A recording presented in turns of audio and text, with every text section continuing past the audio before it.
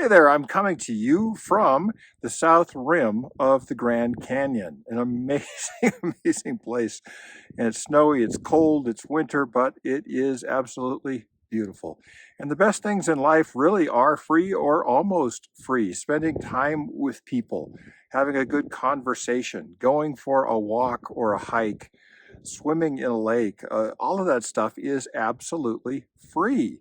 So it's one of those things we really ought to maximize. So many things that cost a lot of money are not really worth it and certainly not any better. And sometimes we pay three times as much for something 3% better. That doesn't seem to make any sense to me. I want to talk to you about the Christian value, the traditional Christian lifestyle of frugality and contentment. Being okay with having a little bit less and enjoying those free things in life.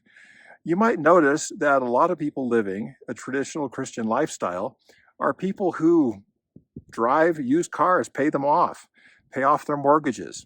They go to thrift shops, and not because they're poor, but because there's a lot of good stuff floating around.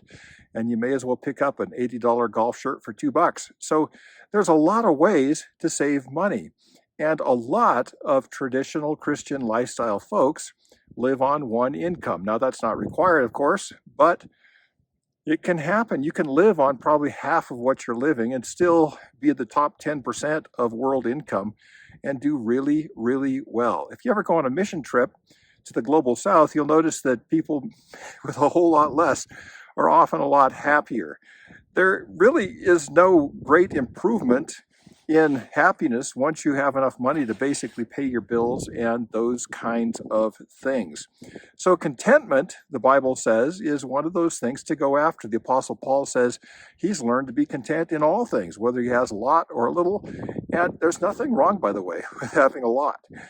With living in abundance, as long as we share and we provide for other people. For instance, if you have extra money, start a business and hire people and give them some income. That's an excellent thing to do with your resources.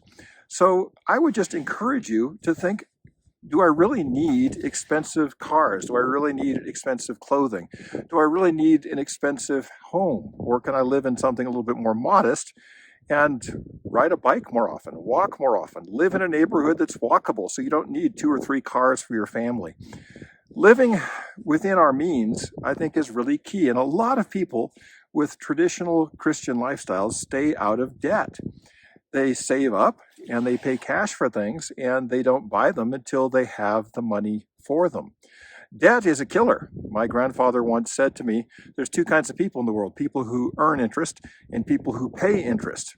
And the sooner you get on the right side of that continental divide, the better off you're going to be. Same thing with taxes.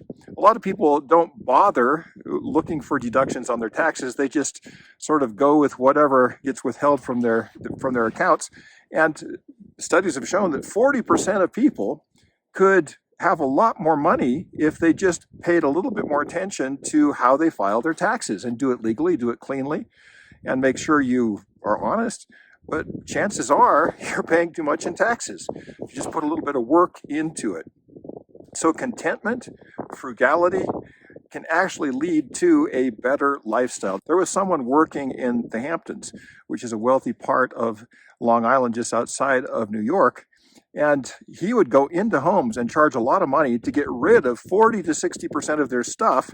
And he made a lot of money by saying that people can live better with 40 or 60% less stuff.